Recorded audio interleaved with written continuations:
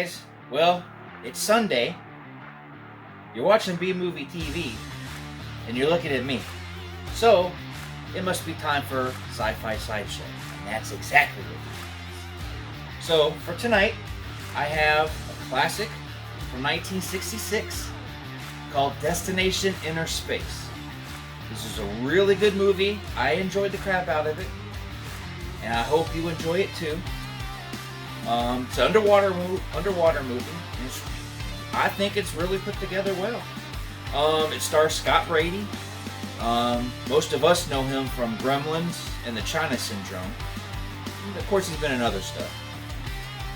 It also has Gary Merrill, which he's been in a lot of things, TV shows and movies from way back in the day. Nothing that I'm familiar with to the point to where I recognize him from being a kid and seeing him in old movies back in the 50s and 60s, but nothing specific.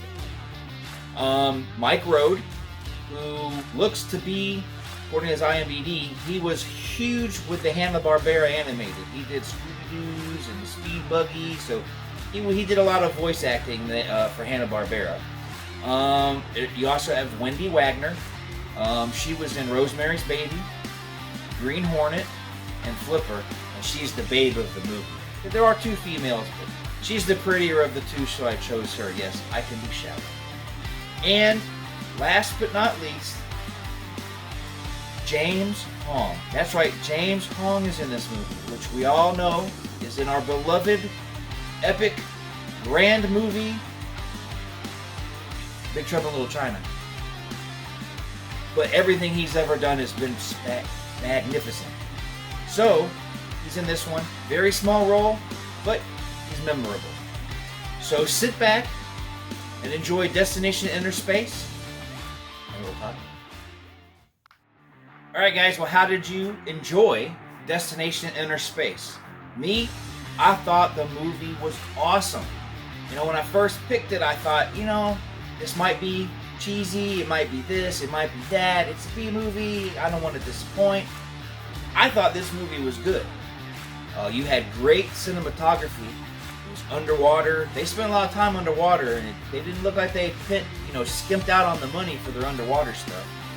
The monster, that monster suit was spectacular. For 1966, I thought the monster looked awesome. And you could tell with the hump, he had his air tank back there, or something. But it was an awesome suit. I'd have to say that was one of the best monster costumes I've seen from back then for a B movie. I'm not talking Universal Horror or anything like that where they put money into the costume. I'm talking for a B movie. This one had a really good suit. The music, that opening music from the beginning was epic. I mean, they had some good music there. The movie all around, to me, feels like it was on the verge of not being a B movie. Throw a couple more, throw $50,000, $60,000 in there and, get you a John Wayne type guy in there, and it would have been a big old blockbuster. But I think it was fine. It was perfect. I thought it was wonderful.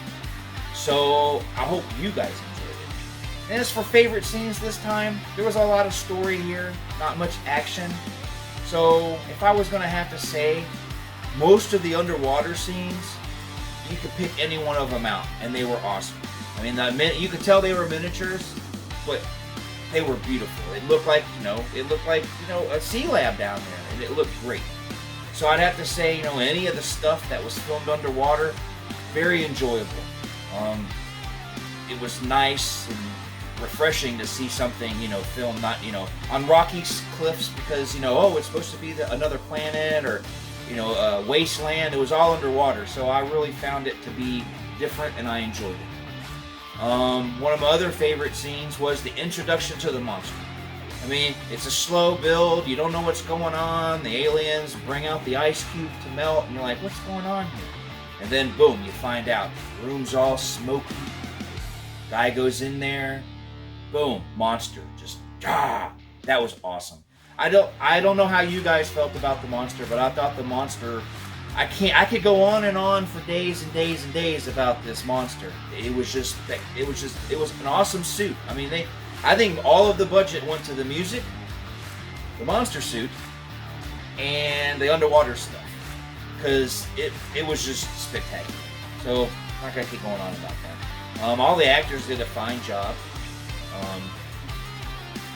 I didn't see any, you had all your extras in the background, but for the main cast, they did a really, really good job.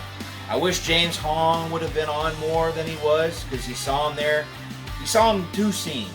First, when everybody's saying, go to your stations, go to your emergency stations. And he's got his little parrot. He's just standing there in the middle of the kitchen, just standing there. I'm like, well, that's a pretty lame emergency spot. He gonna get killed. Of course he didn't. So they had that. And then, of course, you had your typical 60s Asian spot where he said, like tea? And she said, oh, me no like. So, remember it was the 60s, so gotta let it pass. But I wish he had been in it more, but it wasn't about him. 20 more years from, 20 years later, it would have been about him, but it wasn't. But like I said, it was a good movie. It made me feel like it was one of those movies that was, underwater. Like it reminded me of it. Like it influenced that movie with Samuel L. Jackson and the Sharks. Deep Blue Sea, I think it was the name of that one.